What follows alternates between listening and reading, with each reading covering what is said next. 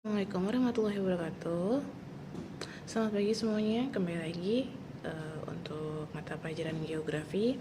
Semoga semuanya dalam keadaan sehat walafiat. Oke, pertemuan kedua ini geografi sudah masuk ke poin berikutnya, yaitu tentang pusat pertumbuhan ya, dan yang lainnya. Nanti kita bahas di slide atau di video selanjutnya. Oke, semoga kalian bisa menyimak dengan baik dan silakan untuk diringkas. Terima kasih. Yuk kita simak. Oke, baik, kita lanjut ya tentang wilayah dan pusat pertumbuhan. Kemarin sudah membahas tentang materi yang sampaikan ya, ada 7. Materi yang sampaikan ada 7. Kemudian kemarin kita sudah masuk ke pengertian, kemudian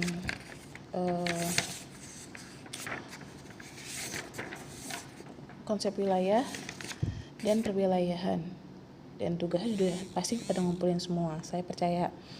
Kemudian kita masuk ke pusat pertumbuhan ya, next, kemudian next lagi.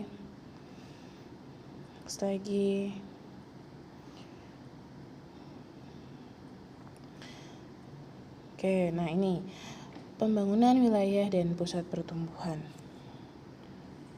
Lihat, nah ada perubahan, ada potensi, ada tujuan, jadilah pembangunan wilayah. Tujuannya buat apa? Ya, perubahannya untuk apa? Potensi yang ditimbulkan untuk apa? Itu nanti jadi pembangunan wilayah. Kemudian, ini teori-teorinya. Kalau di video ini ada 3 teori. Teori polarisasi ekonomi, teori kutub pertumbuhan, teori tempat sentral, atau kedudukan pusat. Kalau di buku di halaman 10, boleh dibuka di halaman 10, buku kalian, buku paket kalian. Di halaman 10 itu pusat pertumbuhan, teorinya itu cuma ada 2 ya, teori kedudukan pusat dan teori kutub pertumbuhan. Nah, yang teori polarisasi ekonomi boleh kalian tambahkan coret-coret sedikit di buku kalian. Oke, lihat teori polarisasi ekonomi yaitu pasar sebagai pusat pertumbuhan dan menjadi daya tarik masyarakat beraktivitas ekonomi. Menggunakan konsep pusat pinggiran, munculnya Spears effect dan back west effect. Berarti perdagangan ya.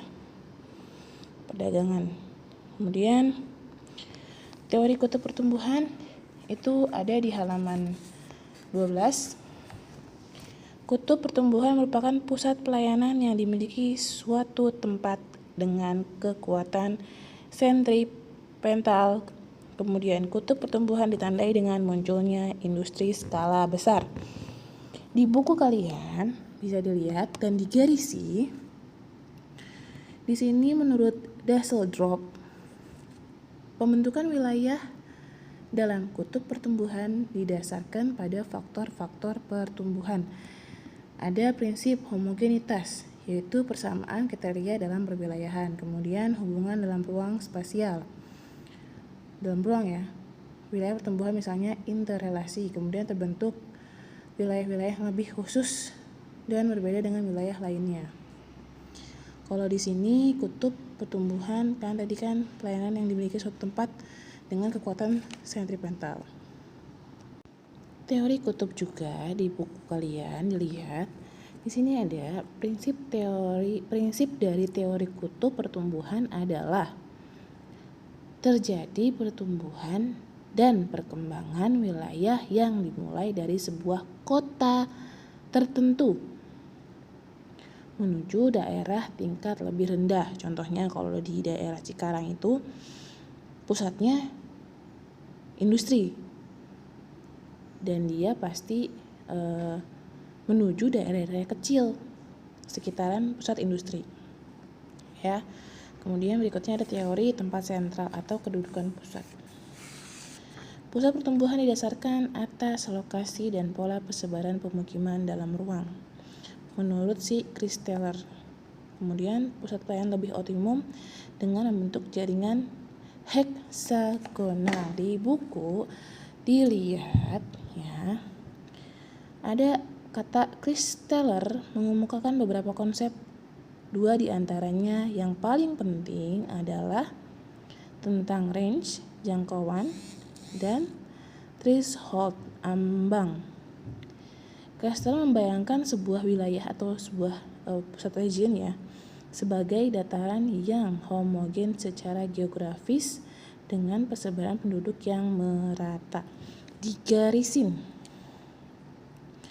ya, dilihat di situ ada gambarnya, ada gambar-gambar dari si skema teori kedudukan pusat dan perkembangan wilayah pasaran heksagonal. Oke.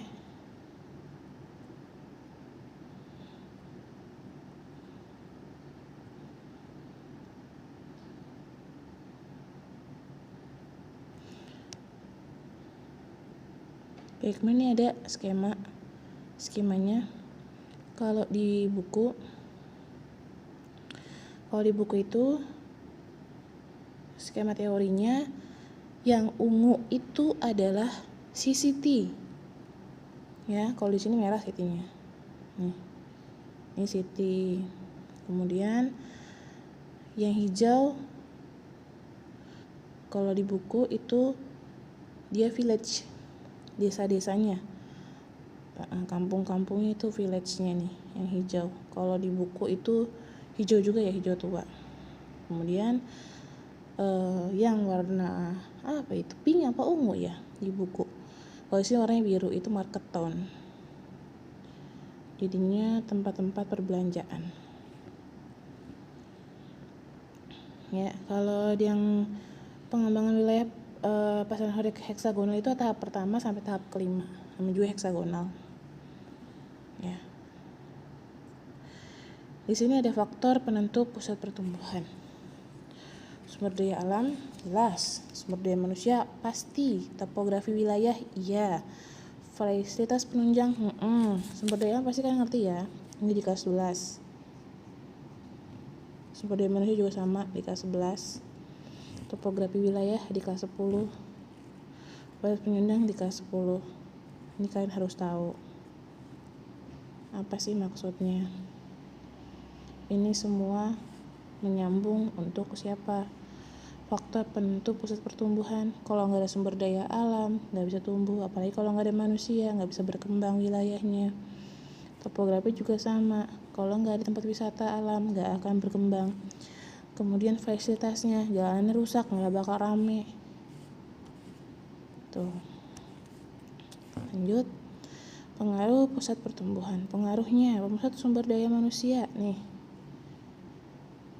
Kalau pusat pertumbuhan menarik banyak tenaga kerja, pasti di situ banyak pekerjaan. Contohnya kalau di Cikarang, JWBK, kawasan MM 2100. Kemudian perekonomian di pusat pertumbuhan terus meningkat. Harus.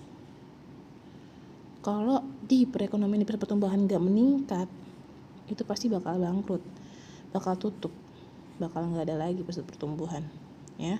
Kemudian perubahan sosial budaya, akulturasi budaya, informasi antar daerah semakin meningkat nih.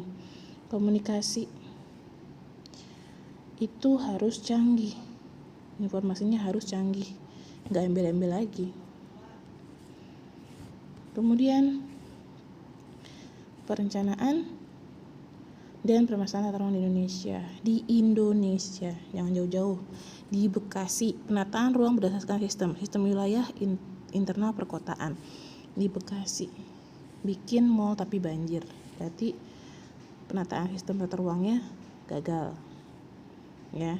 Penataan ruang berdasarkan fungsi utama kawasan lindung budidaya, ini di Kalimantan banyak menggali tapi tidak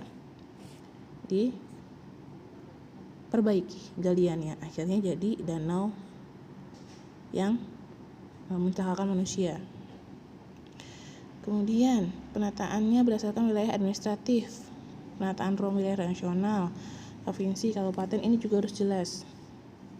Terus ada undang-undangnya.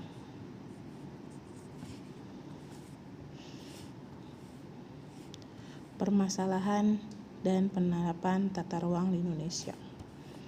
Pemanfaatan dan penggunaan ruang belum efektif. Masih sembarang aja, yang penting ngebangun, yang penting ada amdalnya, yang penting ada andalnya. Lembaga penyelenggaraan penataan ruang belum efektif. Iya, lembaganya masih ecek-ecek lah kalau bahasanya. Sistem merancang pembangunan belum optimum. Jadi kurang informasi bikin mereka ya udahlah, bagus kali, ada kalinya. Kesenjangan antar wilayah Indonesia. Jadi kalau wilayah terpencil nggak akan dijajah sama SDA-nya atau SDM-nya. Nah ini nih, pemanfaatan ruang sering jadi konflik. Nih ini yang harus kalian pahami ya. Oke, terima kasih. Kalau ada pertanyaan, dipersilakan ke Google Classroom. Terima kasih. Assalamualaikum warahmatullahi wabarakatuh. Sekali lagi, jika ada pertanyaan, silakan bertanya di Google Classroom.